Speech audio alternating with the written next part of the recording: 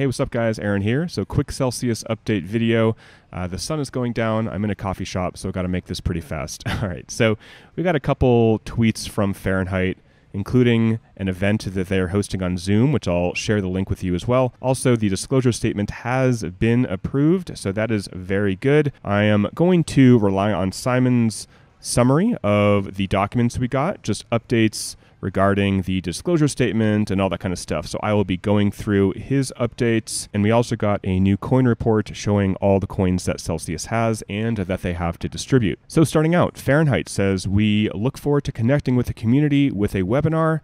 And here is the date for the webinar. So I'll include this link below. It's going to be this coming Monday at 11 a.m. Eastern time. So you can just sign up for the webinar here. And I believe you can submit some questions and hopefully they will answer most of our questions. So let me just go through some of Simon's updates that he did, looks like 2 days ago or so. So the disclosure statement has been approved. So there are some key dates. We have until September 22nd to vote. So right now we do not have the ability to vote. I'll touch on that later in the video, but that should come very soon through email or through the actual mail, which again I will cover later in this video. So there are some plan objection timelines. Objections filed by September 22nd, plan vote results on the 25th of September, plan objection replies by the 29th, and then we have the confirmation hearing on October 2nd, which apparently could last a little while. If you are in custody and want that 72.5% settlement in kind, you need to accept the plan.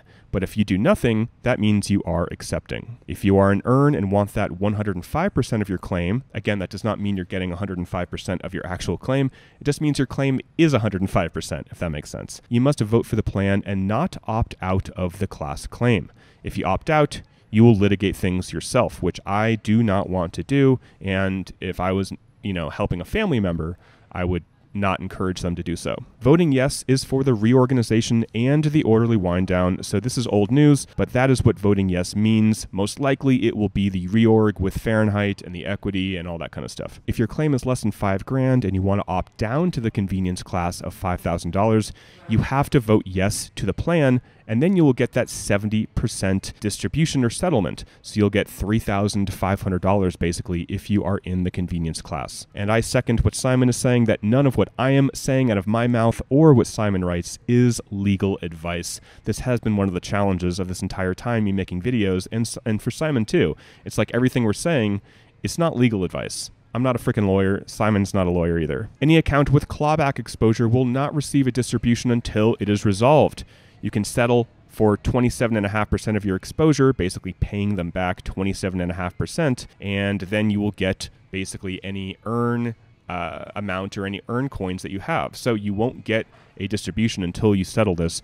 Again, there's a lot going on in the clawback group on Telegram, and if this applies to you, I encourage you to join. But Simon says that he thinks the objections to clawbacks will be at this confirmation hearing, which is going to be on October 2nd. This plan is accepted if the votes are at least 2/3 in amount and 1/2 in the number of claims, and at least one class of impaired claimants. So basically, if the convenience class overwhelmingly votes yes, this plan will go through, which I believe it will. So talking about releasing parties. So some people have an issue to this, and I could understand why. Basically, if you vote yes to the plan, and this is my understanding, again, not legal advice, you're basically saying you can't sue Celsius, and you can't sue the UCC, and you can't sue the litigation administrator, or the plan sponsor, or the NewCo. You can't sue Series B. You can't sue Chris Ferraro, or you basically a lot of the people that we possibly have issues with, or some people have issues with, not everybody. But I believe that if you vote yes for the plan, you cannot basically go after these people. Simon says that if the plan goes through, which he is probably correct, that nobody can go after these people. So that may be true. Again, at this point, I just want to get out of Chapter 11. Nothing's perfect. And if we can get out of here before the next bull market, before the next bull run, I will be a happy camper. So talking about voting, the solicitation package will be sent via email to your Celsius account. So some people have issues with their email, or they lost access to that email. So that will be the first way they try to contact you. If the email bounces, they will send a USB flash drive to your mailing address. Okay, so a lot of people will be getting a flash drive. You will receive a push notification from your Celsius app, and look out for notices on Stretto, probably in the form of emails. You can return the voting ballot via Stretto online, snail mail, through the actual post office, but you cannot do it through email. So when that happens, when we get our voting solicitation package, I will definitely cover this in more detail, guys. So be aware again of impersonators or scam emails asking you to update your KYC, or I just saw a new one. Somebody messaged me on Twitter basically saying, hey, claim your funds by clicking this button. Do not do that. It will not be through an email. It'll only be through the Celsius app. It'll be very, very official. And again, we are not there yet until after the final confirmation order, which will happen, I believe, after October 2nd. Now, some people have been getting KYC update emails, and as long as it's through the official app on your phone, then it's legit.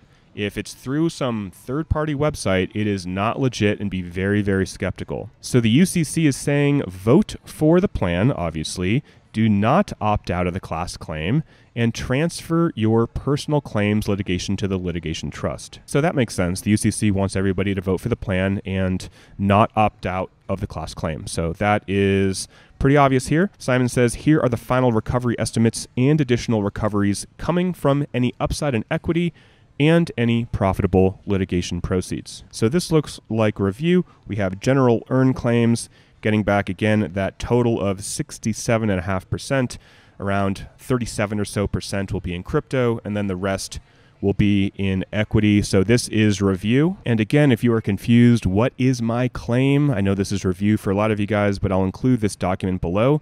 Unfortunately, you do need to go in and manually check your claim here. So these are the claim prices. If you had 10 ETH in your wallet, you would then do 10 times 1,088, and that would be your ETH balance. You could do the same thing with any of these tokens, and then you have to add it all up. So the claims, again, are dollarized at the day of petition, and these are the USD prices for all of the crypto that you have in your wallet. So that is your claim. So when you're taking a look here at the 67% recovery, again, this is going to be like 50-50 in coins and then equity or stock. You have to realize that it's not what you have in your wallet right now.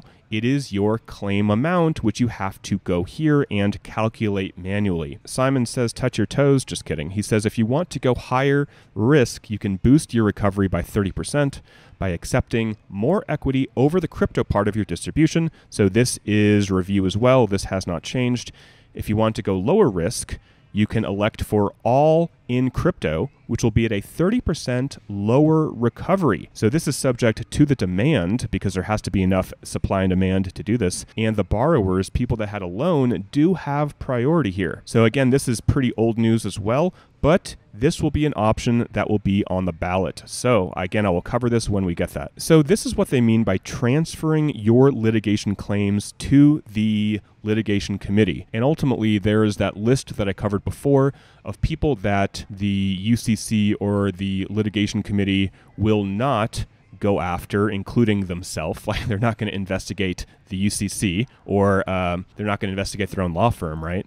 But there are a lot of people that they can go after, including retail clawbacks. Not a fan of that, but you know my position on that. But ultimately, that is what they mean. They will basically fight for your behalf, unless you decide to opt out. Again, not financial advice, but if you opt out of the class claim, then you are, I believe, having to go after people on your own, or it gives you the option to. So again, I will not be opting out, and if I had family, I would encourage them to do the same. Simon says, if needed, the confirmation hearing could go on until October 27th, which he believes will then result in a confirmation order, which is when the plan is confirmed shortly after by the judge. So we're looking at end of October. So then distributions of crypto, maybe mid to late November, if things go well. Honestly, if we get crypto by the end of the year, I will be happy. And before I end this video, I just want to remind you guys that I do have a little email list that I will send out when we need to do something. So when it's time to vote, I will email you. When I get my solicitation package to vote, I will email you. So if you want to get on my email list, you can do so. I'll include the link to that below. I think about 1,800 of you put your name and email down, so I appreciate that. And again, I will let you know if there is something important to do with Celsius. So guys, that is it for the video. It is getting dark, so I should probably wrap this up. And also, I think this coffee shop is closing kind of soon. So yeah, hopefully we get our crypto by the end of the year. That's the goal. Mid-November to, I don't know, December, unless there's a giant hiccup. This has been a super long ride. I've been covering this since day one when they froze withdrawals, and I was like, oh gosh, what's happening? So it's been a long journey. A lot of you guys have been with me for the entire journey. So I hope this ends soon and we can all live a life where we don't hear about bankruptcies and we can forget everything we ever learned about Chapter 11s because, yeah. All right, guys. I'll talk to you later.